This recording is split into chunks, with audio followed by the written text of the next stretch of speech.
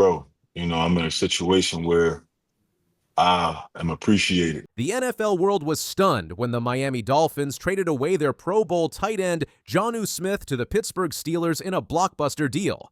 But what happened next has left fans reeling as Smith just delivered a powerful message that reveals the shocking truth about what really went down in Miami. The trade came on June 30th, sending Pro Bowl tight end Jonnu Smith and All-Pro cornerback Jalen Ramsey to Pittsburgh in exchange for safety Minkah Fitzpatrick and a pick swap. This was the culmination of months of frustration that Smith is finally ready to expose. Smith had just completed the best season of his 8-year NFL career, setting franchise records for tight ends with 88 catches, 884 receiving yards, and 8 touchdowns. But despite his incredible production, Smith found himself in a contract standoff with Miami's front office. The situation began back in January when contract discussions first started, and what Smith reveals about those negotiations is absolutely shocking. We started this conversation in January with Miami, and obviously, giving me the runaround, we'll get back to it, Smith revealed on retired Dolphins tackle Terron Armstead's podcast. Obviously, they had some things they had to address, and I understand that. I was patient with them throughout the whole entire process, and eventually it came to a point in time where they told me that they just can't do it, and they weren't economically in a position to pay me like a Pro Bowl tight end. Kind of give me the runaround, and we'll get back to it, and we'll get back to it. And, obviously they had some things the issues that they had to address, and I understand that. And I was patient with them throughout the whole entire process. And, eventually it came a point in time when they told me that they just can't do it. And they, wasn't, economically able to put me in a position to be paid like a Pro Bowl tight end. And, that one stung, you know what I mean? That one stung. And, This admission reveals the heartbreaking reality that Smith faced despite putting up career-best numbers and being a leader on a struggling team. The Dolphins essentially told him he wasn't worth investing in long-term. The 29-year-old tight end had made it clear he wanted to finish his career in Miami, calling it home for him and his family. "I didn't foresee this happening with how the season went for me individually," Smith said. "I had aspirations of ending my career in Miami, with it being home for me, my children, my family. But I understand the business side of it, and it didn't work out." I didn't foresee this happening with how the season went for me individually. Obviously, I had, aspirations of, ending my career in Miami with it basically being home for me and my children, my family. But I understand the business side of it, and it didn't work out. The emotional toll of this situation became clear when Smith described how the trade affected him personally. "Going through that process, I was hurt. I didn't think that collectively, yet as an organization, players, coaches, I didn't think that trading Jonnu Smith, that's where our success starts." Going through that process, it was hurting. You know what I mean? I couldn't figure out why I didn't think that, collectively as an organization, players, coaches, I didn't think that, trading Jonnu Smith, that's where our success starts. But Smith's pain quickly turned into motivation when he realized where he was headed. The Pittsburgh Steelers had been pursuing him for weeks, making it clear they valued his contributions and were willing to back up their words with action. The contrast between how Miami treated him and how Pittsburgh approached him couldn't have been more stark. "I'm in a situation where I'm appreciated," Smith declared. "You always want to be where you're most valued and appreciated, and that's the situation that I found myself in with Pittsburgh." I'm in a situation where I am appreciated, and you being a 12-year vet, you know what I mean, and as much success as you had, and your familiarity with how this business works, that you always want to be where you're most valued and appreciated. And that's the situation that I found myself in with Pittsburgh. The Steelers didn't just acquire Smith, they immediately rewarded him with a 1-year, $12 million extension, nearly tripling his salary from what he was due in Miami. This financial commitment sent a clear message that Pittsburgh sees Smith as a cornerstone of their offensive plans. "I had to make the decision to go where I'm appreciated and viewed on paper, economically, contract-wise, as a top guy in this league, which I know I am," Smith explained. "Pittsburgh was the team that saw me as that." And so I had to make the decision to say, man, I got to go where, I am appreciated and, viewed on paper, you know what I mean, economically, contract wise, as a top guy in this league, which I know I am. And Pittsburgh was the team that saw me as that. The timing of Smith's social media message after the trade was particularly telling. He posted a simple but powerful 8-word statement: "God always do it in the best way," followed by black and gold heart emojis. This wasn't just a generic post, it was a declaration that he believed this move was divinely orchestrated and that he was embracing his new home completely. What makes this situation even more intriguing is Smith's reunion with Steelers offensive coordinator Arthur Smith, who previously coached him during their time together with the Tennessee Titans and Atlanta Falcons. This isn't just a player joining a new team, it's a reunion with a coach who understands how to maximize his unique skill set. "Back with my guy Arthur Smith," Smith shared, showing his excitement about working with a familiar face. Arthur Smith is known for his use of multiple tight end sets, and with Smith joining Pat Freiermuth and Darnell Washington, the Steelers now have one of the most versatile tight end rooms in the NFL. The addition of Smith gives Aaron Rodgers another reliable weapon in what's shaping up to be a potentially explosive Pittsburgh offense. Along with newly acquired star receiver DK Metcalf, the Steelers are building an offense that could make serious noise in 2025. But Smith's message goes beyond just football. He's sending a clear signal about organizational culture and how teams should treat their star players. The fact that he felt undervalued in Miami despite his record-breaking season speaks to larger issues within the Dolphins organization. "I've got no ill feelings toward Miami and nobody in the organization," Smith said diplomatically. "I'm grateful." And then it didn't work out. I'm grateful. I got no ill feelings towards Miami or nobody in the organization. However, his excitement about Pittsburgh suggests he's thrilled to be in an environment where his contributions are truly appreciated. The reaction from around the league has been telling, with many questioning Miami's decision to let such a productive player walk away. The Dolphins' immediate response was to trade for Darren Waller, who came out of retirement to fill Smith's spot. Social media has been buzzing with reactions from fans and players alike. One fan noted, "It feels good getting Minka back, should have never left. Going to miss Jonnu, that was a cool first year." Another commented, "I'm not upset at the Jonnu Ramsey trade. The Dolphins accommodated players and it didn't work out." While others praised the move, all things considered, everything this morning was a win for Chris Grier. Smith's journey to Pittsburgh represents more than just a change of scenery, it's a validation of his worth as a player. After his breakout season in Miami, he was told he wasn't worth keeping around. The reunion with Arthur Smith and the financial commitment from Pittsburgh suggests that the Steelers see something in Smith that Miami missed. With Aaron Rodgers throwing him the ball and an offensive coordinator who knows how to use his skills, Smith could be poised for another career year. As the 2025 season approaches, Smith's story serves as a reminder that sometimes the best situations come from unexpected places. His message to the Dolphins is clear. They had a Pro Bowl tight end who wanted to stay, but they chose to let him walk away. Now it's Pittsburgh's turn to benefit from Miami's mistake. With Smith's talent and motivation, the Steelers may have found the missing piece they needed to make a serious championship run. Is Smith's message a sign of things to come, or will Miami regret letting him go? Drop your thoughts in the comments and subscribe for more NFL Insider news. Darren Waller coming out of retirement, traded to the Dolphins. Logan, wasn't expecting this one on the bingo card. No, it's been some breaking news lately. Let me check my phone. Let me see if anything else. Do not disturb one. I want to see if the AFC North's going to call me to return to play here. Darren Waller retired. Everyone thought he was done, but now he's back and traded to the Dolphins. Why did he return? Why did the Giants let him go? And what are the Dolphins really planning with this move? This story isn't just a comeback. It's a complete shock to the league. Darren Waller wasn't always a question mark. Just a few years ago, he was lighting up defenses with the Raiders. Back-to-back 1,000-yard seasons in 2019 and 2020 put him among the league's elite tight ends. He had the size, speed, and hands. Everything you'd want from a modern offensive weapon. But then things changed. It's all the reps, probably very limited. Mariota throws, pass is caught. That's Waller.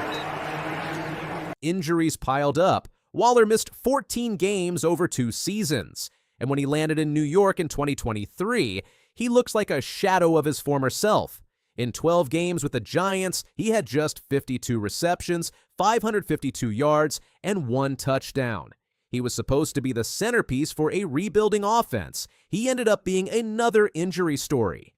By the start of summer 2024, Waller made it official. He was retiring. The decision followed reports of a serious medical episode the previous year. Fans wished him well. The Giants quietly moved on, but nobody expected what happened next. Fast forward to mid-2025. Miami's roster is in flux. They traded away Jonnu Smith, who had just posted a career year, and shipped off veteran corner Jalen Ramsey in a major move. Meanwhile, Tua Tagovailoa and the Dolphins' offense suddenly find themselves without a clear weapon at tight end. Then came the news. The Dolphins were bringing in Darren Waller, who, up until that moment, was retired. Waller signs a 1-year deal worth $5 million. The Giants receive a conditional 2027 draft pick in return. Just like that, a retired Pro Bowl tight end is back in the league and wearing teal. From New York's perspective, the move made sense. Waller's retirement had already cleared over $11 million in cap space. Even though they still held his rights, the Giants didn't expect him to play another down. When Miami called, they saw a chance to get something in return for a player they weren't counting on. A conditional 2027 pick isn't much, but it's more than nothing. The Giants didn't want the headache of managing Waller's status. They wanted clarity, and this trade gave them that. This is the real mystery. What changed? Just months after walking away, Waller had a change of heart. Maybe it was the itch to compete. Maybe it was the right team offering the right role. Or maybe Waller just didn't want his career to end on a whimper. He never made a huge public statement, but insiders say he'd been staying in shape, quietly training, watching films. If the right situation opened up, he was ready. And when Miami came knocking, it felt like fate. The Dolphins didn't throw money around blindly. They offered $5 million for 1 year, which is small change by NFL standards. For that price, they're getting a potential Pro Bowl caliber player. If Waller stays healthy, Miami could have one of the biggest steals of the season. But that's a big if. Waller is 32. He hasn't played a full season since 2020, and the last time we saw him, he looked worn down. Miami isn't betting on the 2019 Waller. They're hoping for a veteran who still has flashes of greatness left. Before the trade, Miami was left with little at tight end. Smith was gone. Young backups were unproven. Waller walks into the starting job if his body can handle it, but he's not alone. The Dolphins still boast a strong wide receiver group with Jalen Waddle and Tyreek Hill stretching the field. That spacing could help Waller thrive underneath. He won't be asked to do everything, just win his matchups, move the chains, and be a red zone threat. Loa under pressure, found a hole for Jalen Waddle, got a block and got free. Waddle with the speed, takes it inside the 30, keeps on going. If Waller plays well, this becomes one of the league's biggest redemption stories. From battling addiction early in his career to becoming a breakout star, then falling into injury trouble, retiring, and now coming back. Every step of Waller's journey has been dramatic, and this latest chapter might be the wildest yet. He doesn't need to be a superstar again, but if he can stay healthy, catch 50 to 60 passes, and give Miami a reliable option at tight end, he'll have rewritten his legacy. The Dolphins already made headlines this offseason by trading for Minkah Fitzpatrick and moving on from some big names. Now they've added another twist with Waller. The AFC East is a crowded race with the Bills still seen as the favorite, but Miami is not far behind. Adding a veteran like Waller gives them a new dimension. He's experienced. He knows how to work the middle of the field, and if he finds chemistry with Tua early on, he could become a major part of their playoff push. Back in New York, the move was seen as a clean break. Waller's time with the Giants never lived up to the hype. Injuries derailed everything. But now, the team gets cap relief, a future draft pick, and full clarity. They can move forward with their young talent without the lingering questions around Waller. In some ways, it's the best-case scenario for both sides. The Giants don't lose much, and Waller gets a shot to play meaningful football again. Training camp will tell us a lot. Can Waller keep up with the pace? How's his conditioning? Will those nagging injuries resurface? Miami will monitor him closely, and fans will be watching every snap. If he starts slow, critics will pounce. If he flashes early, the hype will grow fast. Either way, this story is far from over. Darren Waller isn't just back, he's under the microscope. So what does it all mean? For the Dolphins, it's a bold move that could pay off in a big way. For the Giants, it's closure. For Waller, it's a chance to finish his story his way, not as a footnote, but as a fighter who came back swinging. And for fans, it's a reminder that in the NFL, anything can happen. One day you're retired, the next you're suiting up in a new city. Darren Waller's comeback is just getting started, and if he has his way, he'll be making headlines again by week 1.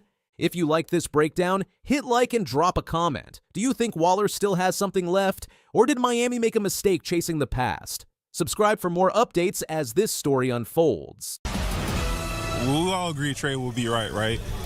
But technically still 1% wrong for being under contract. So in my case, I'm 100% right, so it should be a no-brainer. And in Trey's case, I think it should be a no-brainer too. I mean, he led 17.5 sacks for 2 years back-to-back. If I was the GM or I was the owner, take all my money. But I guess they don't operate like that. But the Cincinnati Bengals just made sure their offensive firepower is locked and loaded. Joe Burrow, Jamar Chase, T. Higgins, and Mike Gesicki are all in. So why does it feel like something's off? With all eyes on their high-powered offense, their defense is quietly slipping into crisis mode. Two of their most important players, Trey Hendrickson and rookie Shamar Stewart, haven't signed, and training camp is closing in fast. Could this be the crack that breaks a Super Bowl dream? Let's start with the offense because it's worth the praise. The Bengals paid Joe Burrow, their franchise quarterback, a record-breaking contract. They followed that by locking down Jamar Chase and T. Higgins, giving Burrow the chemistry and weapons he needs to go toe-to-toe with anyone. Mike Gesicki was added as a reliable tight end option. The offense is deep, explosive, and experienced. But while the front office took care of the stars on offense, the defensive side has become the elephant in the room. Trey Hendrickson, one of the league's most dangerous edge rushers, is entering a contract standoff. Hendrickson led the league in sacks last season with 17.5, made first-team All-Pro, and was headed to his 4th consecutive Pro Bowl. He is the cornerstone of this pass rush, a guy who can change the course of a game on one play. Despite his dominance, Hendrickson turned down a new deal that reportedly would have paid him nearly $28 million per year. At 30 years old, he wants long-term security, and he hasn't been shy about his frustration. He skipped all mandatory OTAs and minicamp, even risking fines well into 6 figures. The Bengals have yet to meet his asking price, and things remain quiet on both sides. The standoff is starting to look more like a warning sign than a negotiation. The Bengals' defense is structured around Hendrickson's ability to get to the quarterback. Without him, their secondary gets exposed. Last year, they gave up over 430 points. That's not the kind of stat line you can carry into the postseason. So, missing your best pass rusher, that's not just a hole, it's a crater. Now enter Shamar Stewart. The Bengals used their first-round pick to bring in the 6'5" edge rusher out of Texas A&M. The expectation was for him to line up opposite Hendrickson, learn from a vet, and eventually become a star himself. Instead, Stewart hasn't even signed his rookie deal. The Cincinnati Bengals select Shamar Stewart, defensive end, Texas A&M.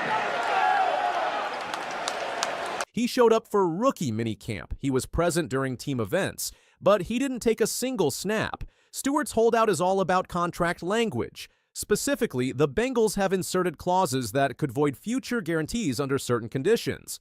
Stewart's agents aren't asking for more money, just equal protection compared to other rookies across the league. So far, the team hasn't budged. I can't say what I really want to say, but it's their contract. They can do what they want with it. What's your communication with Zach Taylor been like through this process? We talk here and there. We all agree Trey will be right? But technically still 1% wrong for being under contract. So in my case, I'm 100% right, so it should be a no-brainer.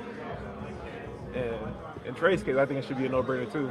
I mean, he led 17.5 sacks for 2 years back-to-back. if I was the GM or I was the owner, take all my money. But I guess they don't operate like that. But has this experience soured your taste in the Bengals? I'm not gonna say that. I mean, I'm still new here. We still have a long future ahead of us. It's a bold move by a rookie, but not without reason. In recent years, the Bengals have had a reputation for adding legal language that benefits